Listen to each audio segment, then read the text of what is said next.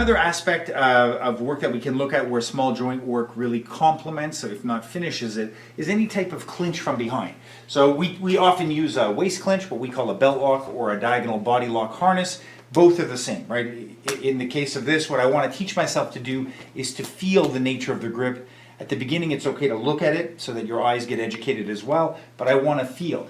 Just like when we were looking at armbar resistance, there is work that I can do in a ball and socket grip, which is what he has here, where he's grabbing his wrist, to attack the bottom hand right away. Okay, that's one of the quickest escapes you can get. And if you look at what Darren's grip is doing, it's basically assisting a weakness if I want to. I could hit into the wrist flexion at the same time hitting his fingertips.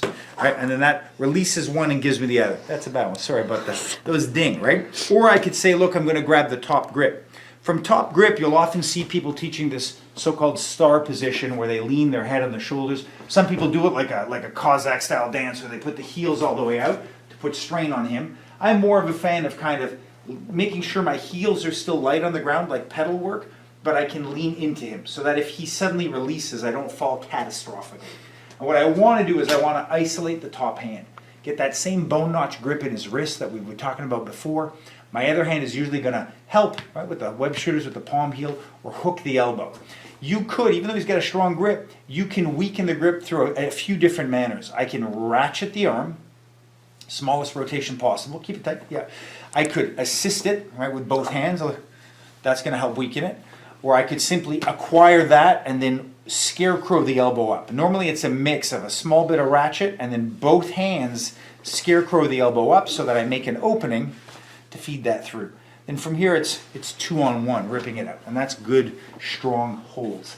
Right? From here you'll often see people teaching this as a standing lock wrongly. They teach it without any laxity. With too much laxity in the lock. What's essential is that my armpit is pushing into his humerus, and I'm also pushing his humerus up into my armpit. So this is an absolutely tight point of contraction here. When I join this, not only do I maintain that up push and down lean, but I take out all the rest of it and I keep it tight just like I would on the floor. Now when Darren goes to do things, the smallest motion of my body creates a huge motion in his. If I step on his toes and step out, that'll wrench him. If I add more rotation, that'll tear him, right? So this is just your basic acquisition. From there, we're normally looking to get a rotation. I like to go into the groove of the thumb. That gets me a compression in a less orthodox way. I can look here as well. I can go to fingers, reverse wrist compression, crossing that little finger over the top.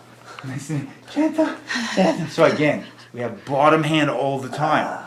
We have top hand, twist scarecrow. Look, there's a break in the elbow here.